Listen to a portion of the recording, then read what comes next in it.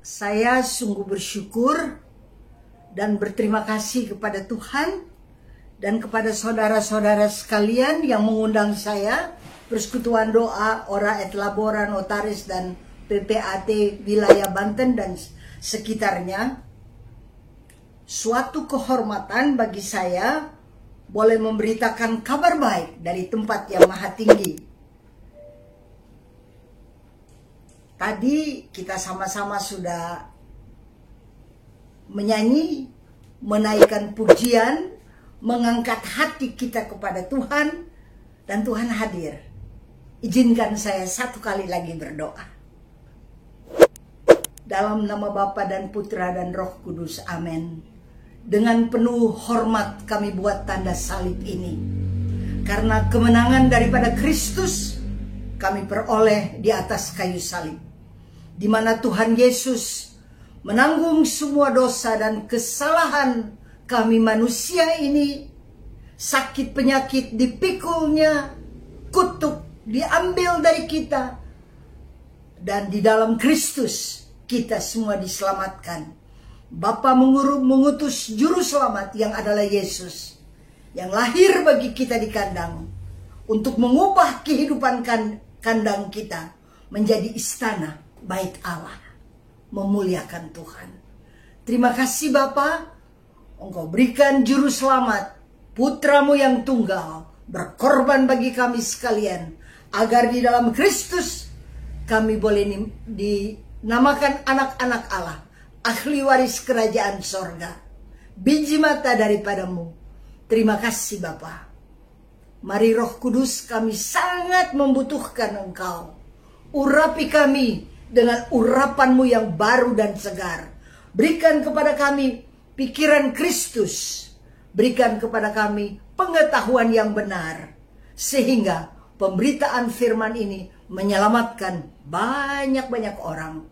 Dalam nama Yesus kami persilahkan Roh Kudus, mengalirlah sebebas-bebasnya. Amin. Shalom. Saya bersyukur hari ini temanya adalah di manakah dia.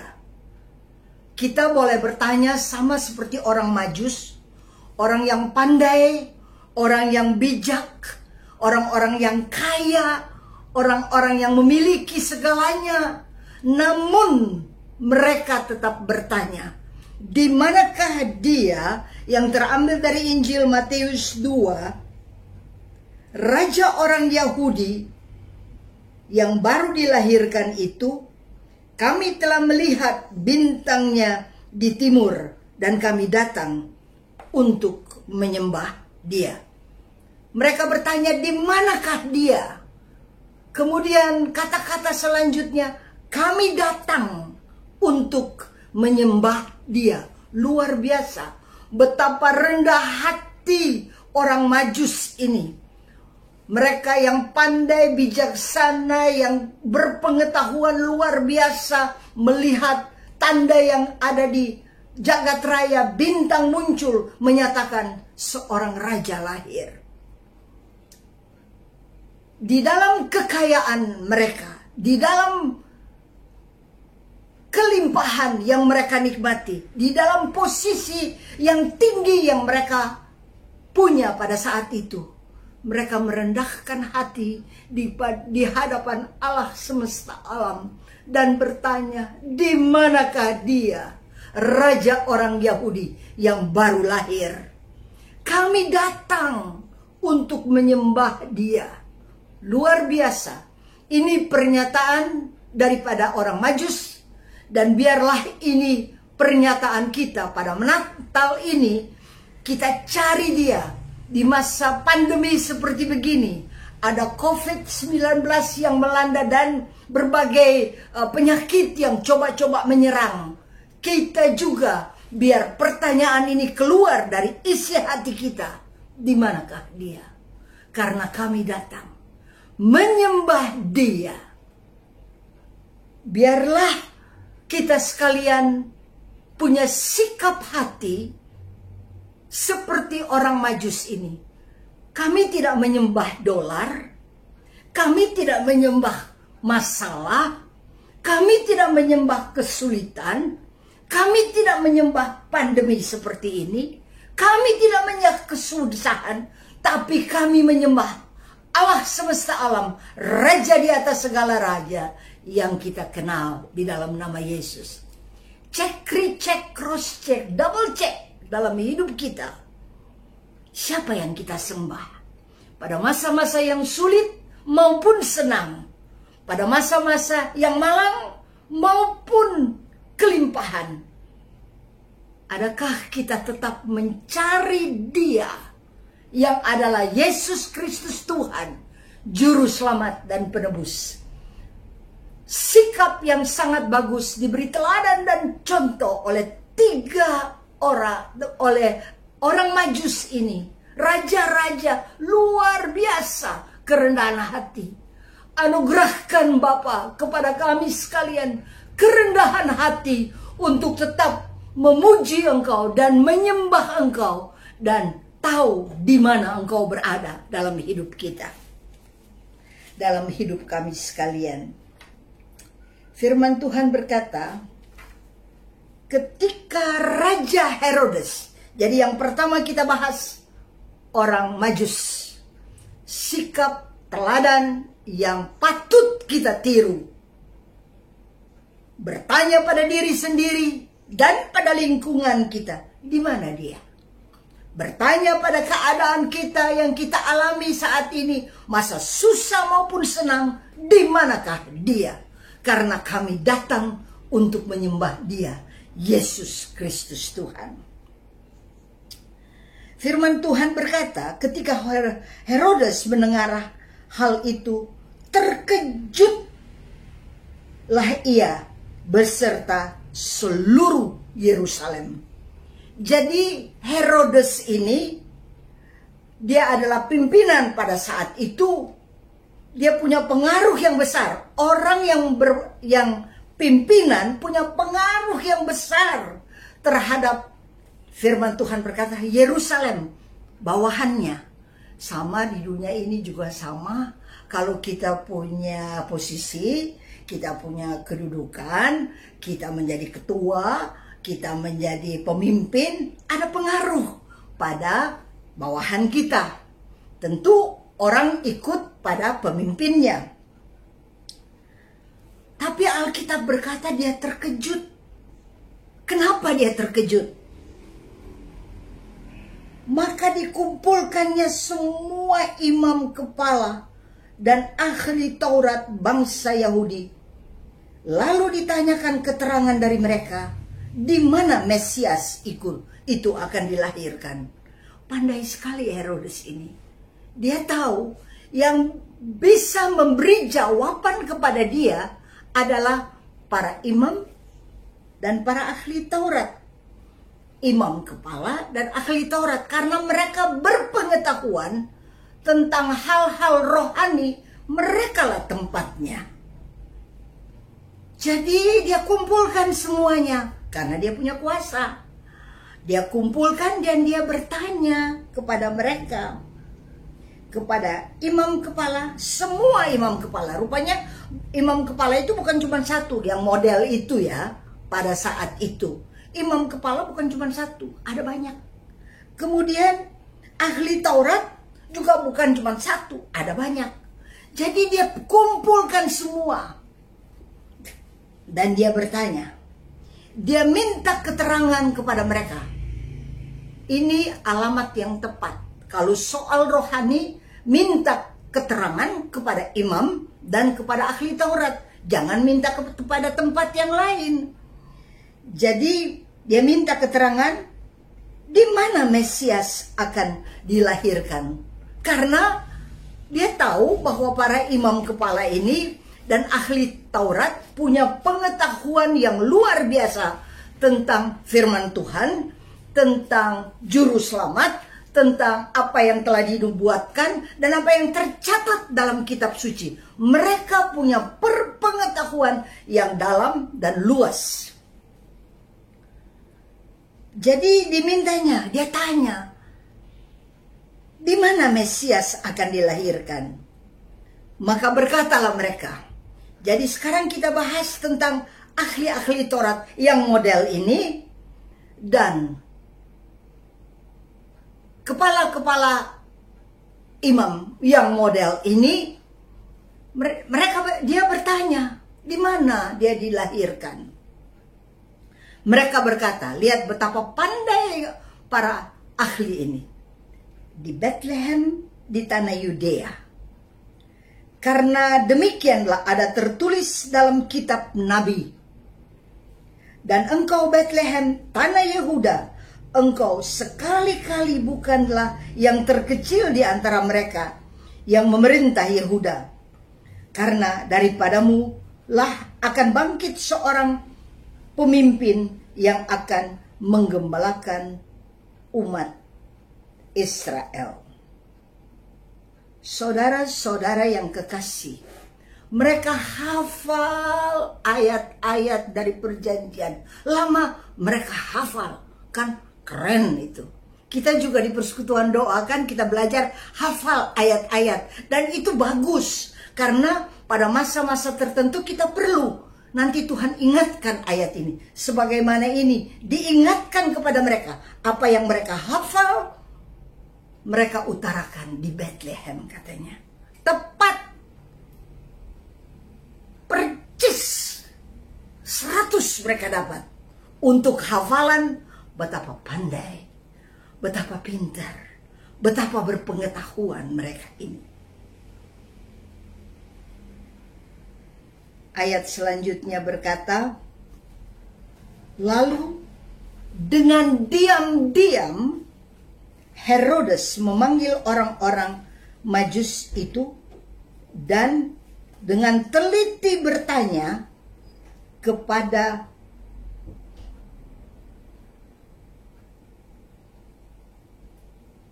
mereka, bila manakah bintang itu nampak. Jadi kalau kita perhatikan, imam-imam kepala ini dan orang ahli Taurat ini, betapa pandai mereka. Mereka tahu semua, mereka berpengetahuan yang luar biasa.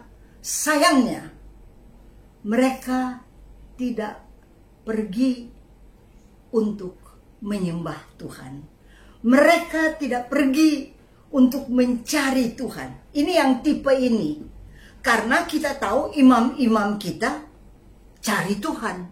Kita tahu ahli-ahli Taurat kita cari Tuhan. Tapi ini ada tipe yang ekstrem banget. Tahu banyak, baca banyak, belajar banyak, berpengetahuan banyak, nampaknya rohani banyak banget, tapi tidak pernah datang dan menyembah Tuhan Yesus Kristus yang adalah juru selamat. Cek dalam kehidupan kita. Jangan sampai ini terjadi pada kita. Kita bersekutu, kita tahu banyak, kita beribadah, tapi kita tidak menyembah Tuhan. Biarlah kita minta kepada Tuhan dengan segala kerendahan hati. Taruhkan lapar dan haus akan Engkau di dalam hati kami, supaya setiap hari kami cari wajah-Mu. Tangan-Mu Engkau sudah taruh di atas kami, Engkau berkati kami. Tapi kami mau cari wajah-Mu supaya kami lihat apakah Engkau senang dengan perbuatan atau karya kami, atau Engkau tidak senang. Karena senang atau tidak nampak di wajah. Kan kita semua punya wajah. Kalau kita suka nampak. Kayak ibu barusan ini yang ini kelihatan dia senyum-senyum. Dia senang berarti ibu yang hadir. Tapi kalau kita tidak senang langsung kan mengkerut itu muka. Jadi galak gitu. Kalau kita marah juga jadi galak. Jadi makanya kita cari wajah Tuhan. Tuhan senang nggak dengan perbuatan kita? Tuhan senang nggak dengan kata-kata kita? Tuhan senang nggak dengan karya kita? Kita cari wajah Tuhan.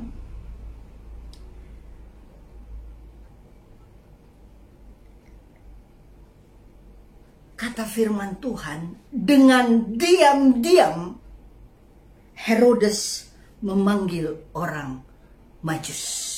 Dengan diam-diam. Ada tipe orang begitu. Kayak Herodes. Diam-diam melakukan sesuatu, orang lain nggak perlu tahu. Kita diam-diam. Kita rapat diam-diam. Kita buat sesuatu diam-diam. Itu tidak bagus. Tidak bagus. Karena kalau orang buat diam-diam, di balik diam-diam itu pasti ada sesuatu yang disembunyikan.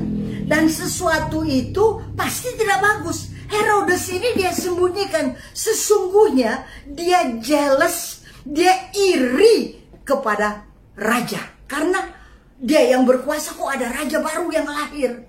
Jadi dia tidak senang. Makanya dengan diam-diam ada maksud yang jahat yang tersimpan di hatinya. Makanya dia lakukan dengan diam-diam supaya tidak diketahui oleh orang lain. Tapi puji Tuhan, sekalipun kita buat diam-diam, Tuhan adalah Maha Tahu. Dia omniscience, omnipresent, omnipotent. Dia Maha Kuasa, Maha Tahu, dan Maha Hadir. Itu sifat daripada Allah. Allah demikian yang kita sembah. Allah kalau buat sesuatu tidak pernah diam-diam. Dia memberkati kita dengan sungguh-sungguh, dengan terang-terangan dia memberkati kita. Dia mengasihi kita bukan diam-diam, tapi dia mengasihi kita sampai dia mati di atas kayu salib untuk kita. Dia tebus kita.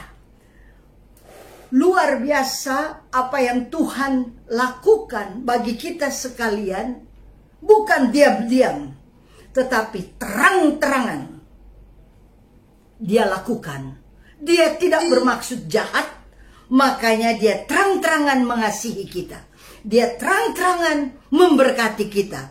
Dia terang-terangan mengangkat kita menjadi anak-anaknya. Dia terang-terangan mengatakan kita, aku mengutus engkau.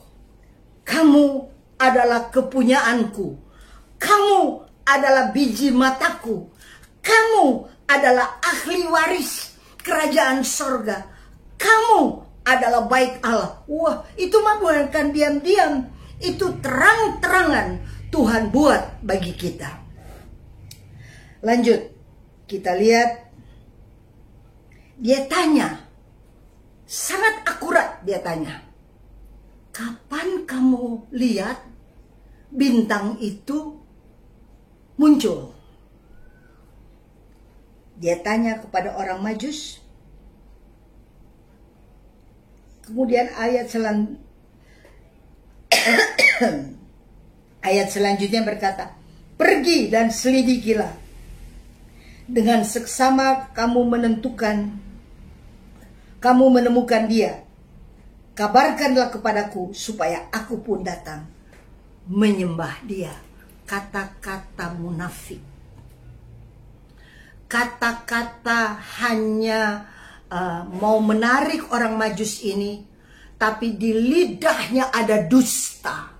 Dijauhkanlah daripada kita anak-anak menjadi munafik. Dijauhkanlah daripada kita. Di dalam mulut kita ada dusta, ada bohong seperti Herodes. Herodes berbohong, Herodes munafik, Herodes berkata tidak benar. Dia bilang, kamu pergi selidiki. Kalau kamu udah tahu, datang kepadaku karena aku juga mau menyembah dia. Betul nggak itu? Bohong besar. Kita bisa lihat di sekitar kita. Baik sahabat-sahabat kita, teman-teman kita, kita bisa lihat dia berbicara betul atau dia berbohong. Dia munafik, dia menipu, nampak, ketahuan, pasti bangkai itu pasti akan berbau. Itu terjadi pada Herodes. Dia sangat munafik. Kurang apa Tuhan berikan kepada dia? Dia menjadi raja, dia ada penguasa, posisi yang bagus, harta kekayaan diberikan kepada dia, tapi dia tidak rasa cukup. Kadangkala kuasa itu, posisi itu menjatuhkan. Padahal posisi manusia berapa lama sih? 3 tahun, 5 tahun, 10 tahun, 20 tahun, jangka waktunya terbatas. Tapi ada orang gara-gara posisi, dia menjadi pendusta, menjadi pembohong, menjadi munafik, menjadi diam-diam melakukan sesuatu di belakang. Dia pikir Tuhan gak lihat. Herodes pikir Tuhan gak tahu. Herodes pikir Tuhan tidak lihat. Tuhan lihat segalanya. Apa yang saudara dan saya buat, kata firman Tuhan, kita telanjang di hadapan Tuhan. Tak ada yang tersembunyi. Mau bersembunyi seperti Adam dan Hawa di balik pohon, seolah-olah Tuhan tidak lihat. Karena Tuhan lihat apa yang saudara dan saya perbuat. Herodes pikir Tuhan gak tahu, Tuhan tidak lihat, biar diam-diam saya munafik begini, Tuhan tidak tahu. Tapi Tuhan tahu semua, baik untuk saudara dan saya. Apapun yang kita kerjakan, apapun yang kita katakan, apapun yang kita perbuat, Tuhan tahu. Saya bersyukur ada juru selamat yang datang, yang mengubah kita dari orang berdosa menjadi orang benar. Kita semua pernah bohong kan? Kita semua pernah salah kan? Kita semua pernah berdosa, pernah salah. Tapi Tuhan datang untuk menyucikan kita, membersihkan kita, membasuh kita, supaya kita dari orang berdosa diubah menjadi orang benar. Dari sampah dia ubah menjadi anak raja. Dari rongsokan dia ubah menjadi cemerlang, menjadi bintangnya Tuhan. Jangan pernah kita sombong. Jangan pernah karena posisi, karena kedudukan, kita putus hubungan dengan semua. Karena kita mau, biar kita dapat posisi ini. Si Herodes pikir dia akan sepanjang masa tetap raja. Oh tidak. Posisi kita di dunia ini hanya sementara waktu. Ada yang pendek, ada yang lama. Pasti akan berakhir. Sangat terbatas. Pasti akan berakhir. Jangan sampai kita gara-gara posisi, kita melupakan semua etika. Kita singkirkan semua sahabat kita. Karena kita mau berkuasa. Dijauhkanlah daripada kita. Mempunyai hati seperti Herodes. Tuhan, ubahlah kami sekalian. Biar kami menjadi hamba daripadamu yang punya hati yang mulia. Ayat selanjutnya berkata, setelah mendengar kata-kata raja itu, berangkatlah mereka. Tadinya kan mereka dipimpin oleh bintang. Bintang itu pimpin, tapi namanya orang Majus ini juga orang pandai. Pakai logika. Mereka pikir, ya kalau raja pasti lahir di ibu kota dong. Kalau raja lahir di istana dong. Jadi udah gak lihat bintang lagi. Karena pegel kan lihat-lihat ke atas terus. Jadi apa yang mereka lakukan?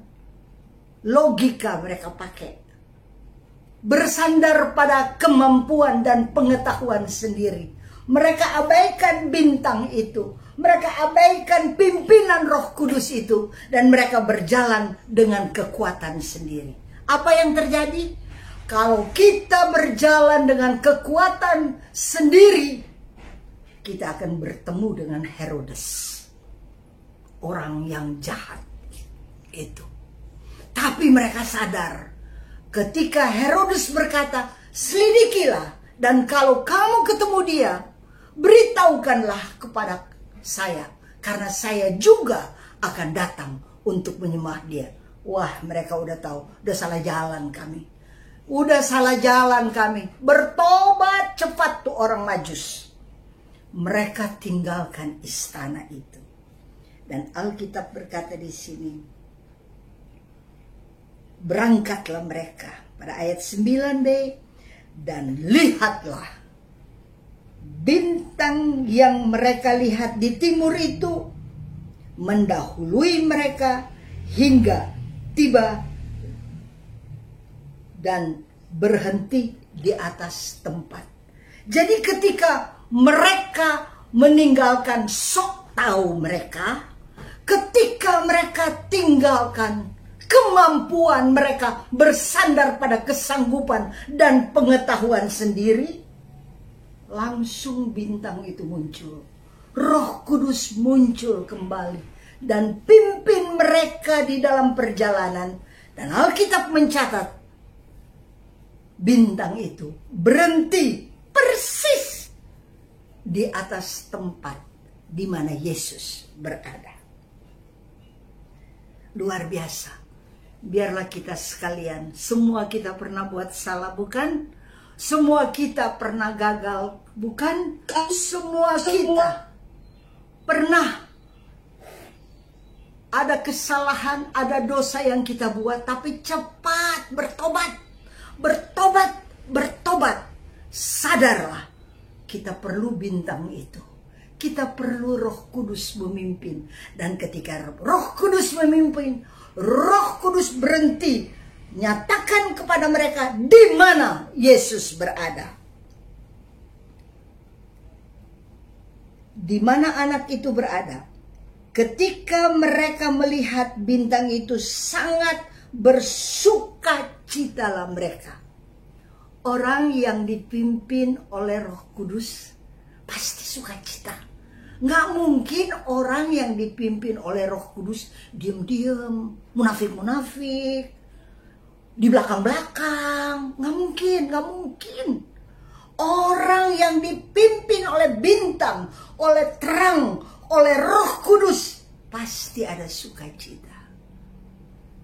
Saya mengalami di dalam kehidupan ini, ada masa-masanya saya gagal. Ada dong, ada masa-masanya saya gagal. Tapi kalau saya gagal, saya sadar, duh Tuhan, so salah ini dia, ya. Jadi cepat ku datang pada Tuhan. Maka bintang itu muncul. Roh Kudus itu nyatakan dirinya. Roh Kudus itu terangin pikiran, perasaan, keberadaanku. Dan dia hantar saya tepat kepada Tuhan Yesus, yang adalah juru selamat dan penebusku. Firman Tuhan berkata, mereka bukan sukacita, sudah ada di tempat, di halaman, sukacita, tapi tinggal di luar. Tidak.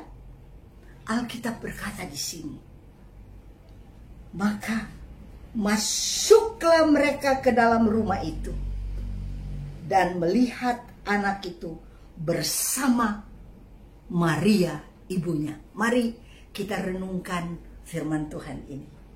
Luar biasa bagus. Mereka tidak tinggal di luar, tidak bersukacita sendiri, tapi mereka masuk.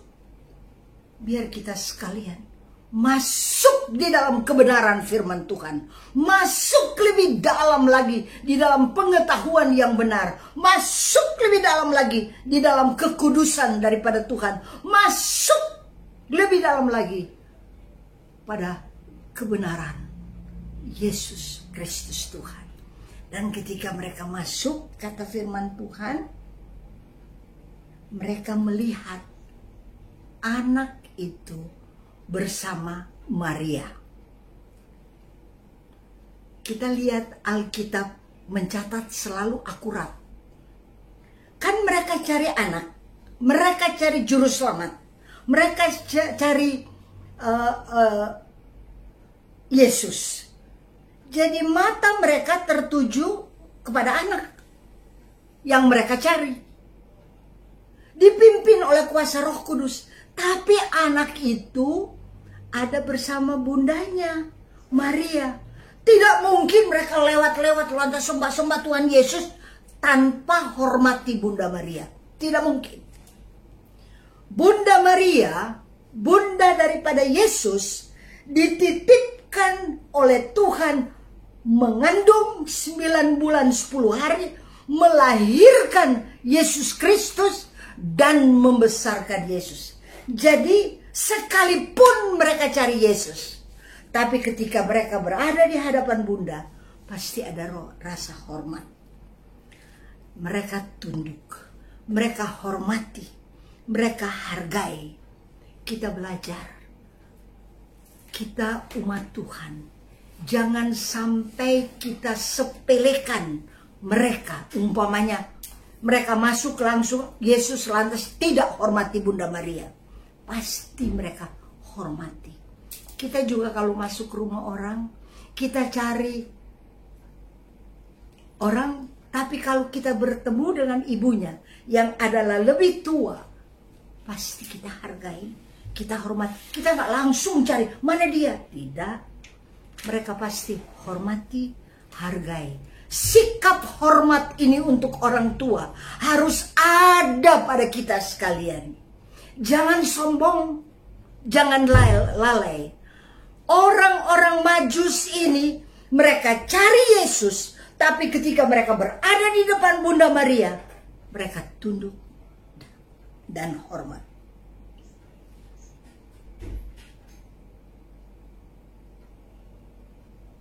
Setelah mereka melihat Maria, ibunya, mereka tunduk dan hormat, lalu sujud menyembah dianya besar. Mereka hormat dulu kepada Bunda Maria, kemudian mereka sujud menyembah pada dianya besar yang adalah Yesus. Kita harus tahu kepada siapa kita harus sujud menyembah, dan kita harus tahu kepada siapa kita hormati. Kalau kami dari gereja Katolik, kami itu hormati Bunda Maria karena dia bunda daripada Yesus. Pasti pilihan Tuhan tidak salah, tepat. Tapi kita sujud menyembah pada Yesus Kristus Tuhan. Beda loh, hormat dan sujud menyembah. Mari kita belajar dan kita lakukan itu. Tuhan, di dalam kehidupan kita sehari-hari, pasti ada orang tua di sekitar kita, ada para senior di kita, ada Maria di hadapan kita. Hormat, belajar hormat, tapi sujud menyembah adalah hanya kepada Allah.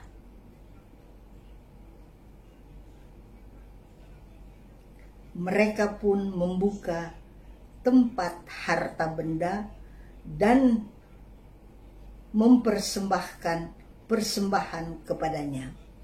Mereka akan bawa. Orang kalau datang kepada Tuhan atau kepada raja atau kepada presiden, tidak boleh datang dengan tangan kosong. Ada tercatat di dalam kitab suci. Kita tidak boleh datang dengan tangan kosong. Jadi di tangan mereka ada persembahan. Di tangan dari para orang Majus ini ada persembahan. Ketika mereka tiba, bukan tetap tutup, tapi mereka buka. Kata firman Tuhan. Mereka membuka tempat harta benda itu dan mempersembahkan kepadanya. Buka, kemudian mempersembahkan. Biarlah kita di gereja, di persekutuan, kita juga ada persembahan. Kita buka tempat persembahan kita, dompet. Jangan buka lantas lihat, aduh belum tuker nih duit, uang besar semua nih. Kita cari-cari mana tuh uang kecil ya. Aduh belum sempat tuker tadi sama suruh iem, tutup lagi. Tidak. Tapi orang-orang Majus ini, mereka buka dan mereka mempersembahkan semuanya kepada Dia. Biarlah kehidupan kita ini kita buka di hadapan Tuhan. Kita persembahkan hati kita, pikiran kita, kehendak kita, kemauan kita, apa yang ada melekat kepada kita, kita persembahkan. Karya kita, kita buka di hadapan Tuhan. Jangan berkarya diem-diem. Jangan munafik di belakang, tapi buka karya kita, buka dan persembahkan kepada Dia. Wah, luar biasa. Ketika mereka persembahkan kepada Dia, saya mau bertanya kepada saudara-saudara. Kan Yesus masih kecil. Kalau tanya, aduh ini anak lucu banget, paling dia gini. Brr, brr. Orang dia masih kecil. Jadi persembahan itu dipersembahkan ke siapa? Nggak mungkin, memang dipersembahkan kepada Dia. Tapi baby masa ambil tuh persembahan? Nggak mungkin. Jadi kepada siapa? Siapa yang terima persembahan itu? Bunda Maria dan Santo Yusuf.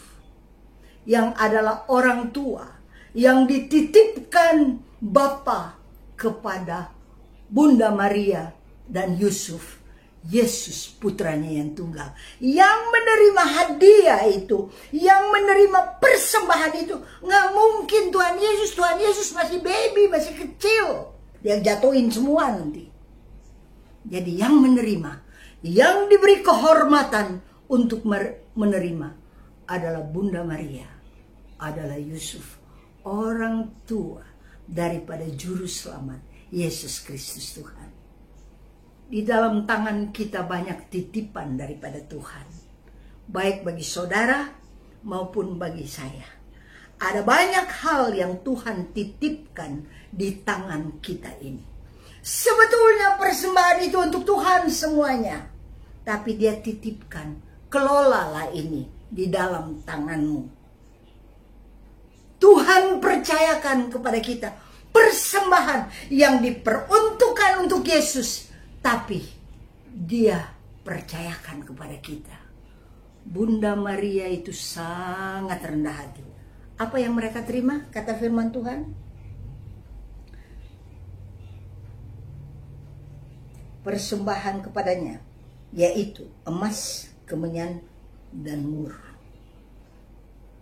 Ketika Bunda Maria menerima emas, kemenyan, dan mur, dia nggak berpikir, aduh, emasnya banyak banget, aduh berapa gelang ini bisa jadi ya, berapa kalung ini bisa jadi.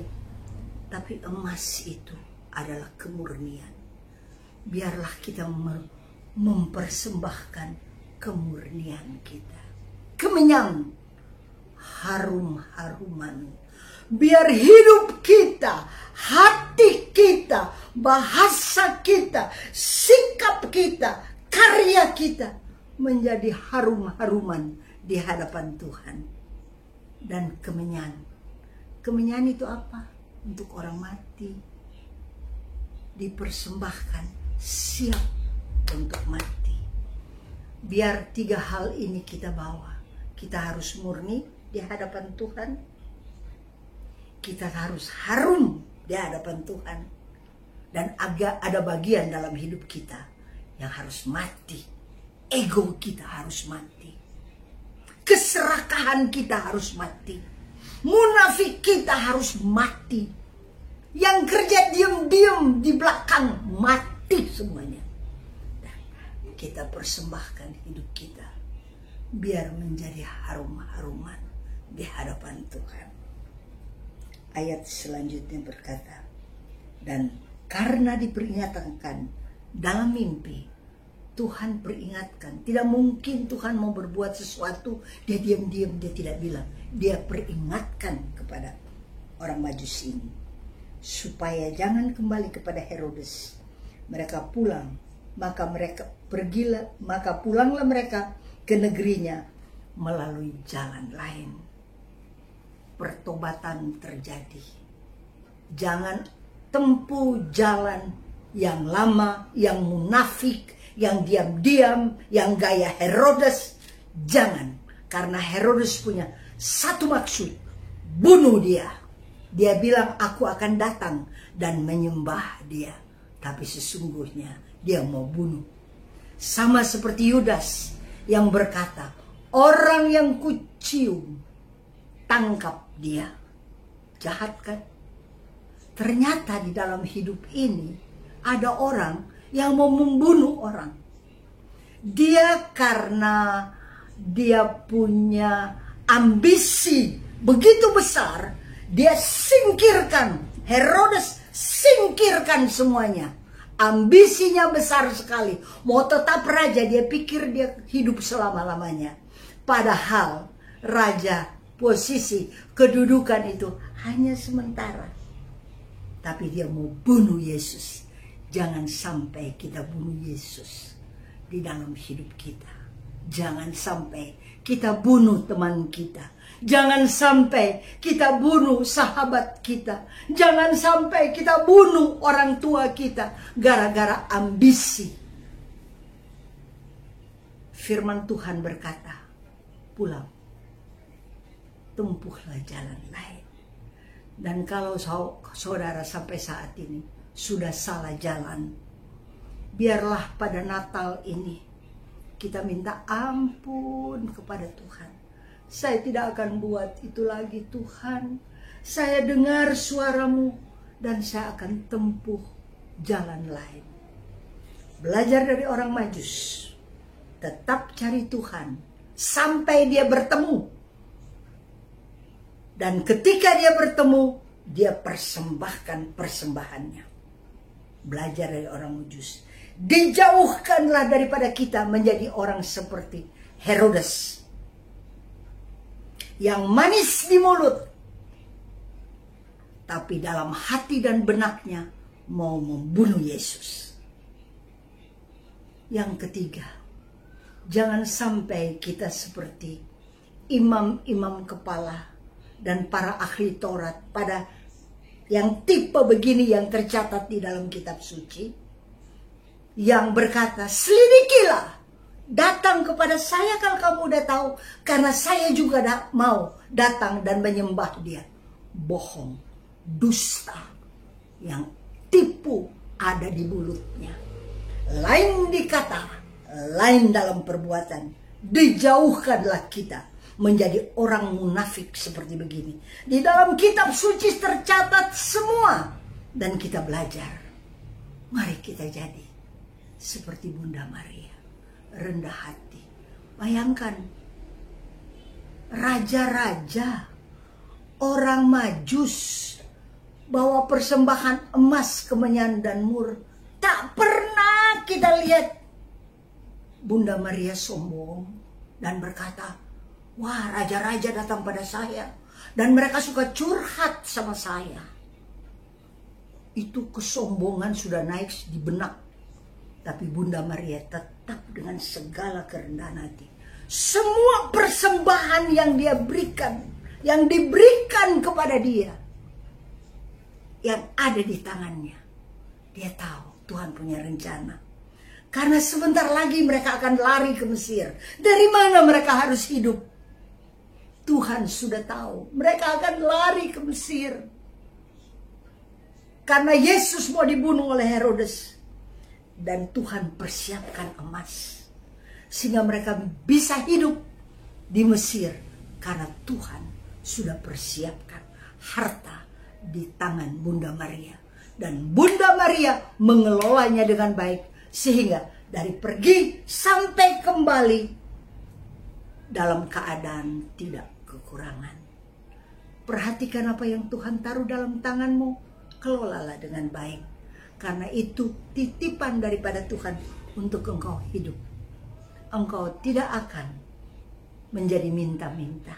Engkau akan hidup diberkati oleh Tuhan. Dan ingat, biarlah kita menjadi seperti orang Majus bertobat. Natal ini Tuhan ingatkan kita, jangan tempuh jalan yang lama lagi, tapi tempuh jalan yang baru. Di dalam Kristus kita adalah ciptaan baru. Yang lama sudah berlalu, sesungguhnya yang baru sudah datang.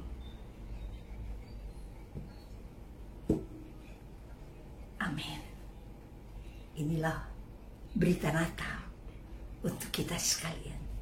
Juru selamat Yesus Kristus lahir untuk menyelamatkan kita dari semua yang buruk, dan kita menjadi anak Allah, di mana Allah bangga terhadap kita karena kita berubah, dipimpin oleh Roh Kudus. Di dalam nama Tuhan Yesus, Tuhan memberkati kita sekalian. Amin.